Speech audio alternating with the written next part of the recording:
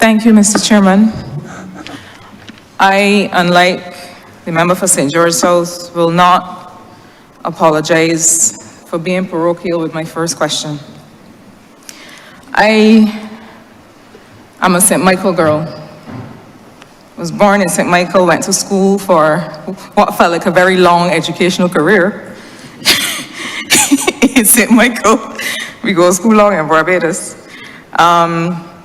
And I feel very strongly, as I would imagine you do, Minister, about urban renewal and the opportunities that we continue to provide to people who live in urban Barbados. Anybody who listens to me or has heard me with any regularity will not be surprised by what I'm about to raise. So far for this morning, we have heard quite a lot of information about the strategy that goes into the prioritization of roads. About whether a road is complex, about whether it requires further works, about whether other agencies may need to come in and do works or have planned works. But I think that there has to be another metric that obtains.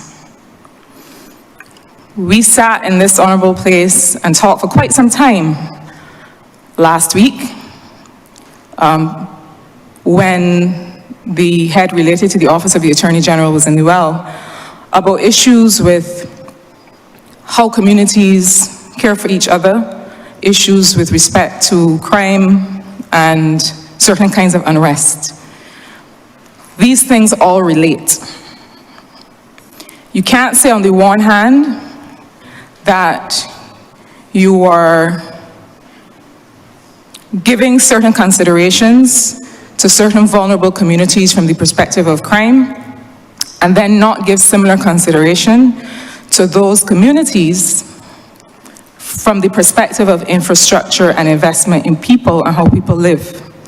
But even if you're going beyond that, even if you're not considering that, which I can't see how you wouldn't, there's also the question of not just an urban road versus a rural road, but what we used to in planning also consider commercial roads, which is the extent to which a road is highly trafficked because it leads to a commercial center or because people just tend to use it in order to get to their work or their schools often. I have a very specific question about some of the roads in St. Michael South Central.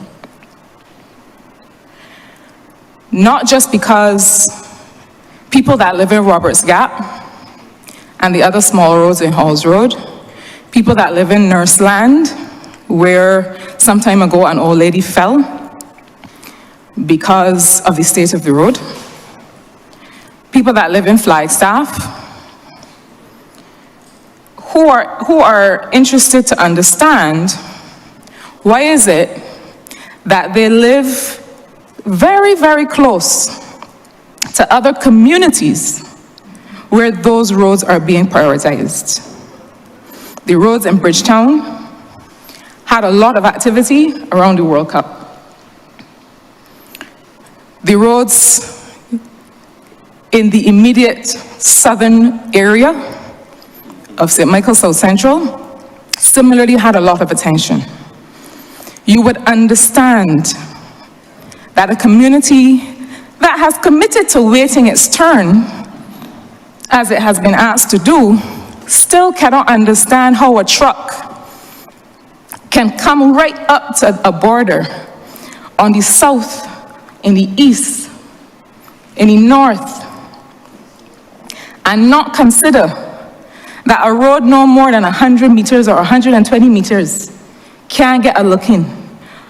Arguably, and I've defended the decisions to prioritize roads in St. Michael South Central from other members in St. Michael South Central.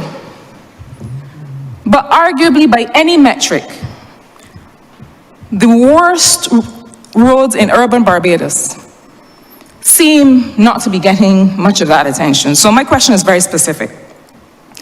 Is there a schedule of works with respect to urban Barbados, with respect to St. Michael, that would be able to say to the people of St. Michael South Central when they can expect, not that every road will be done, but it is the strangest thing to see communities come together and say, yes, don't do my road, do that one. Honorable member, please get to So your is there a question. schedule of works that would answer for those people when the roads that have been prioritized and submitted will be done?